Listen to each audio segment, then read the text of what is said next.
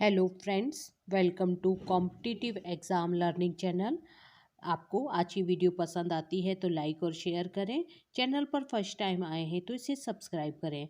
आज की वीडियो में आप स्टडी करने जा रहे हैं रीजनिंग क्वेश्चंस।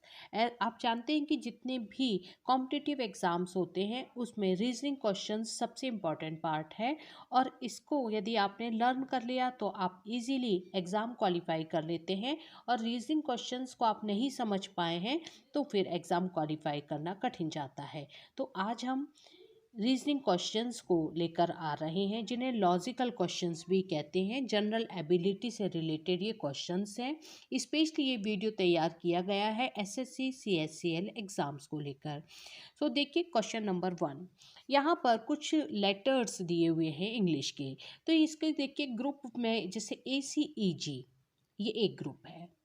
इसी से रिलेटेड है SUWY, राइट। अब थर्ड है आपका BDEH। तो इसको आपको समझना है, ऐसे कुछ समझ नहीं आता है और हम किसी भी ऑप्शन पर क्लिक कर देते हैं। रिजल्ट ये होता है कि यदि नेगेटिव मार्किंग है, आपने गलत आंसर 99% आप गलत आंसर करेंगे। यदि आपने नहीं समझा है तो आपका मार्क कम हो जाएगा और यदि आपने इसे समझ लिया तो आप इसे इजीली सॉल्व कर सकते हैं। तो देखिए A और S आपस में रिलेटेड है, तो इसी तरह से S से रिलेटेड होना चाहिए आपका T। C के बाद में आ रहा है U और यहाँ पर आ रहा है D। तो आपका नेक्स्ट जो लेटर आएगा उसमें T के बाद में V आना चाहिए। नेक्स्ट देखिए थर्ड लेटर है E के बाद यहाँ आया W और BDE में E का जगह E ही है तो W के बाद में यहाँ पर क्वेश्चन में मिस्टेक ये कि BDF होना चाहिए, EH की जगह F होना चाहिए और उसमें हो जाएगा TVX। नेक्स्ट लेटर G के बाद है सेकंड में Y, तो G से नेक्स्ट जो होगा H और Y से नेक्स्ट होगा H। तो आपका आंसर होगा TVXZ, जो कि आपके थर्ड ऑप्शन C में है TVXZ। यानी कि लेटर्स के ग्रुप बनाकर एक ग्रुप को दूसरे ग्रुप से रिलेट करना है आपको यहाँ पर। अब देखिए इसी तरह से हमारा नेक्स्ट क्वेश्चन है M/AC, N/AD, O/AE। ये रेशियो के साइन है बट यहाँ पर मैथमेटिकल रेशियो आपको नहीं है। तो इसे कैसे सॉल्व करेंगे? M/AC, N के बाद आया N, थर्ड में है, थर्ड ग्रुप में O, तो ऑब्वियसली फोर्थ में आएगा P, MNOP। आप नीचे के देखिए AC, नेक्स्ट में AD, फिर आएगा AE। तो A सब में कॉमन है तो आपका भी आंसर में A होगा। CDE नेक्स्ट हो गया F, तो आपका आंसर होगा P/AF। नेक्स्ट क्वेश्चन देखिए क्वेश्चन 3। 5:27:9 और नेक्स्ट। अब 5 और 27 और 9 के बीच में रिलेशन हमें समझ नहीं आता है और हम किसी को भी टिक करके अपने क्वेश्चन का आंसर गलत कर देते हैं। तो सबसे पहले 5 और 27 के बीच में मैथमेटिकल रिलेशन एस्टेब्लिश कीजिए। तो 5 और 27 के बीच इस तरह से हो सकता है 5 × 5 + 2, 27 आ गया आंसर। अब इसी तरह से हम 9 में करेंगे 9 × 9, जैसे 5 का स्क्वायर लिया प्लस 2 किया, इसी तरह से 9 का स्क्वायर 81 प्लस 2 कीजिए 83। तो ऑप्शन में 83A है, तो यहाँ पर आपका आंसर होगा 83। 5 और 27 के बीच में आपने एक रिलेशन एस्टेब्लिश किया, वही रिलेशन आप 9 और नेक्स्ट जो आपका आंसर है उसके बीच में होना चाहिए। तो आपको एक रिलेशन बनाना है यहाँ पर, दो स्टार्टिंग के दो ग्रुप के बीच में वही रिलेशन आपको बनाना है 9 और आपके आंसर के बीच में। Next question number 4। 6:11:11। अब देखिए जनरली मैथ्स के हिसाब से हम क्या करेंगे, 6/11 इंटू 11/6, टोटल 1 हो गया। लेकिन ऐसा नहीं करना है। जस्ट मैंने आपको बोला 6 और 11 के बीच में रिलेशन बनाइए, जो कि वही रिलेशन आपका 11 और आंसर के बीच होगा। 6 और 11 के बीच में रिलेशन होगा 6/2 नहीं करेंगे। अब क्या क्या रिलेशन हो सकता है? 6 और 11 के बीच में 6 इंटू 2 12 माइनस 1 यानी 11। अब देखिए ये जो थर्ड नंबर पर 11 दिया है इसको भी हम ऐसा ही करने की कोशिश करें। 6:2 किया था तो 11 इंटू 2 22 हो गया।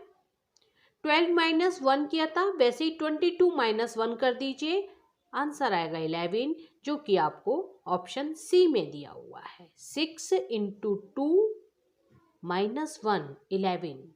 इसी तरीके से 11 के साथ कीजिए 11 इंटू 2 माइनस 1 21।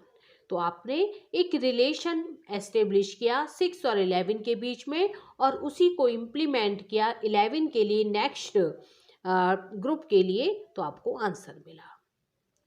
ये एक इम्पॉर्टेंट क्वेश्चन है जो आप देख रहे हैं, ये अभी 2010 में पूछा गया था।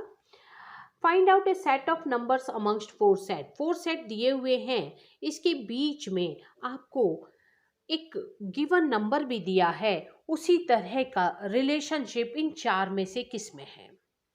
गिवन ग्रुप है 6 30 90। 6 30 90 ये इस ग्रुप से रिलेटेड कौन सा इन 4 के बीच में ऑप्शन है। उसी प्रकार की रिलेशनशिप मिलेगी जो 6 30 90 में है। तो 6 30 90 के बीच में पहले सोचिए क्या रिलेशनशिप होगी। 6 इंटू 5 जा 30, 30 इंटू 3 जा 90। इसी तरह की जैसे 5 और 3 यानी 2 के डिफरेंस पर यहाँ पर मल्टीप्लाई किया है हमने नंबर को, तो यहाँ भी अगर हम इसी तरह की रिलेशनशिप अगर देखेंगे, आप चारों में ए बी सी में कर देखिए, मैंने भी कर देखा, फिर जब डी में किया तो मुझे वही रिलेशनशिप मिली। 8 इंटू 6 जा 48, 48 इंटू 4 जा 192। वही रिलेशनशिप यूज़ की जो हमें 6 30 और 90 में मिली थी। Option D is right. Next question is flexible rigid confidence. तो देखिए फ्लैक्सिबल होता है लचीला, उसका अपोजिट है रिजिड, राइट। तो कॉन्फिडेंस का भी आपको अपोजिट यूज करना है, that is diffidence. Next question 7। यहाँ भी आपको वर्ड के ग्रुप दिए हुए हैं। अब इससे आपको फोर्थ को आइडेंटिफाई करना है कौन सा होगा। तो देखो ए और बी के बीच में क्या रिलेशन आया, ग्रुप 1 और ग्रुप 2 के बीच में ए के बाद में बी, तो एच से नेक्स्ट होगा आई, जेड वाई यानी जेड से पहला आया, ए के बाद था लेकिन जेड से पहले आया वाई, तो क्यू से पहले है पी आई पी, सी के बाद है डी, जेड के बाद आप लेंगे के आई पी के, एक्स से पहले है डब्ल्यू, तो ओ से पहले है एन, तो सही आंसर होगा आपका सी आई पी के एन। नेक्स्ट है 1:8:27 देन क्वेश्चन मार्क। अब आपको 1 और 8 के बीच में रिलेशन एस्टेब्लिश करना है और उसी को 27 और से संबंधित कौन सा नंबर होना चाहिए उसके बीच रिलेशन बनाना है। तो 1 और 1:8 के लिए हम बना सकते हैं 1 का क्यूब, 1 इंटू 1 इंटू 1 1 आएगा। 8 2 इंटू 2 इंटू 2 यानी 2 का क्यूब लेंगे तो आंसर 8 आएगा, 1 का क्यूब लेंगे तो 1 आया। इसी तरीके से आप 27 3 का क्यूब लेंगे, 3 इंटू 3 इंटू 3 27। तो नेक्स्ट में आप 4 का क्यूब लेकर देख सकते हैं, 4 इंटू 4 इंटू 4 ये हो गया 64। तो आपका आंसर होगा 64। 1:8 मतलब 1 का क्यूब, 2 का क्यूब, 27 3 का क्यूब और 64 4 का क्यूब। आंसर हो गया डी 64। नेक्स्ट क्वेश्चन 24:126 48 और फिर क्या है। तो देखिए सिंपली हम सोचेंगे 24 और 48 के बीच में ये इंटू 2 का मल्टीप्लाई नहीं, तो 126 को 2 से मल्टीप्लाई करेंगे तो 252 आएगा, वो तो यहाँ पर ऑप्शन में ही नहीं है। हमें ऑप्शंस में से ही आंसर को सिलेक्ट करना है। तो 24 और 126 के बीच में क्या रिलेशन है? 5 का स्क्वायर ले लीजिए, 5 स्क्वायर हो गया 25, माइनस 1 कर देंगे 24 हो गया। इसी तरह से आप 5 का क्यूब लीजिए, 5 इंटू 5 इंटू 5 125, उसमें प्लस 1 कीजिए तो 126 हो गया। तो इस तरीके से हमने 24 और 126 के बीच में रिलेशन बनाया। वही रिलेशन अब बनाइए 48 और नेक्स्ट आंसर के लिए। तो 7 इंटू 7 यानी 7 का स्क्वायर, जैसे ऊपर 5 का स्क्वायर था वैसे ही 7 का स्क्वायर लीजिए, 49 माइनस 1 कर दीजिए जैसे ऊपर किया है, तो आपका आंसर आपका हो गया 48 आ गया। अब उसी 7 का क्यूब कीजिए, तो 7 का क्यूब आप लेंगे 7 इंटू 7 इंटू 7 और उसमें प्लस 1 करेंगे तो 343 आएगा आपका 7 का क्यूब, उसमें प्लस 1 कर दिया जैसे ऊपर किया है, तो आपका आंसर हो गया 344, जो कि हमें ऑप्शन डी के रूप में मिलता है। तो हमें यहाँ पर हम क्या देख रहे हैं, इन क्वेश्चंस में आपको रिलेशनशिप बनानी है शुरू के 2 ग्रुप में, और उसी रिलेशनशिप के बेस पर आपको थर्ड को आपके ऑप्शन में से रिलेशन एस्टेब्लिश करना है। जिस ऑप्शन से आपको रिलेशन मिल जाएगा वही आपका आंसर है। Question 10, L into M is to 12 into 13। तो देखिए L और M के का रिलेशन L इंटू एम का किया 12 इंटू 13। हमारी जो अल्फ़ाबेट है उसमें L 12 नंबर पर आता है, M 13 नंबर पर आता है। यहाँ U इंटू डब्ल्यू, तो U का नंबर और W का नंबर हमारी अल्फ़ाबेट में क्या होता है? ये होता है 21 इंटू 23। तो आंसर क्या हो गया 21 इंटू 23। ये नंबर हैं अल्फ़ाबेटिक ऑर्डर के, ए से लेकर जब आप Z तक जाते हैं। नेक्स्ट क्वेश्चन है 987 IHG 654। अब समझ नहीं आता क्या होगा, तो 987 को आपने पहले लिखेंगे, तो आपके अल्फ़ाबेट में 7 नंबर पर G आता है, 8 नंबर पर H है, 9 नंबर पर I है। तो IHG के लिए नंबर दे दिया गया है आपको 987। अब आप समझ गए। 654 से आप अल्फ़ाबेट फाइंड करेंगे, तो 6 नंबर पर आता है F, 5 नंबर पर आता है E, 4 नंबर पर आता है D। तो आपका आंसर हो गया FED। सिंपली आपको अल्फ़ाबेटिक सीरियल नंबर पर जाना है। नेक्स्ट क्वेश्चन है न्यूमरल। फिर न्यूमरल को उन्होंने सीक्वेंस चेंज किया, UEALRMN एल्जेब्रा, और फिर इसी सीक्वेंस में आपको एल्जेब्रा को चेंज करना है तो क्या आएगा। तो इस तरह के क्वेश्चंस को सॉल्व करने के लिए सबसे पहले आप देखिए जो न्यूमरल है, न्यूमरल को आपने नंबर दे दिए, ठीक है। इसको अल्फ़ाबेटिक नंबर नहीं देना है, इसको हमने सिंपल नंबर दिया। N नंबर 1 पर आया, U नंबर 2 पर आ रहा है हमारे ग्रुप में, M नंबर 3 पर आ रहा है, E नंबर 4 पर आ रहा है, R नंबर 5 पर, A 6 पर, L 7 पर, ठीक है। अब इसका अरेंजमेंट इन्होंने क्या किया, UEALRMN, ठीक है, तो उसको हमने लिख लिया। तो अब उसके नंबर क्या आ रहे हैं 2 4 6 7 5 3 1। यही नंबर हम एल्जेब्रा के लिए देंगे।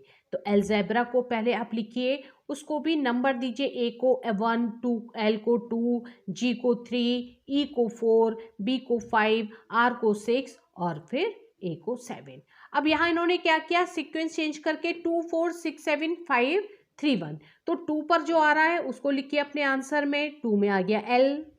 4 नंबर पर आ रहा है आपका ई लिख लीजिए।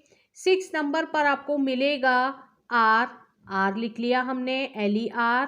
फिर 7 नंबर पर है ALERA हो गया।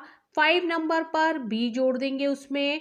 फिर 3 नंबर पर जी आ रहा है तो जी को लिखेंगे, और फिर आ रहा है 1 नंबर पर है ए, तो LERABZA।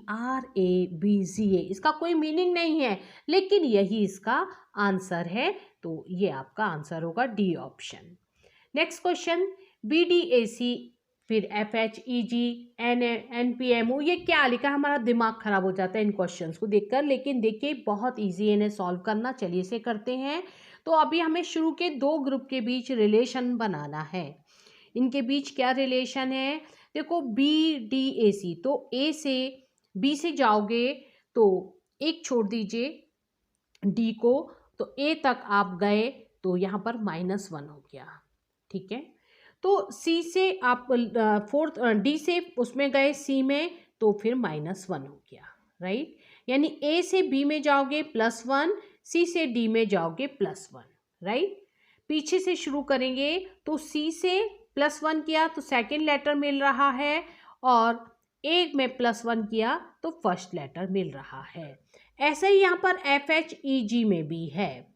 ठीक है, ई से +1 किया तो F मिला, जी से +1 किया तो H मिला। इसी तरीके से आप NPMO में कीजिए। O से +1 करेंगे तो आपको P मिल रहा है, M से +1 कर रहे हैं तो N मिल रहा है। तो आप S से +1 करोगे T, Q से +1 करोगे R, तो RTQS। Right answer is RTQS। Order सही लिखिएगा। इसके लिए आपको ब्लैंक पेपर मिलता है, पेन मिलता है, उसका यूज करके आप इसे इजीली कर सकते हैं। नेक्स्ट क्वेश्चन, 17 और 60 के बीच आपको रिलेशन बनाना है। फिर वैसा ही आप 20 और नेक्स्ट ऑप्शन के लिए करेंगे। तो 17 और 60 के बीच क्या रिलेशन हो सकता है? इसके लिए 17 × 3 51 + 9 ये 60 हो गया। राइट, अब हम यही 20 के लिए करें, 20 × 3 60 + 9 69, ये इसका आंसर एकदम इजी है। 17 और 60 के बीच रिलेशन के लिए 17 × 3 + 9, वैसा ही 20 के लिए कीजिए 20 × 3 + 9।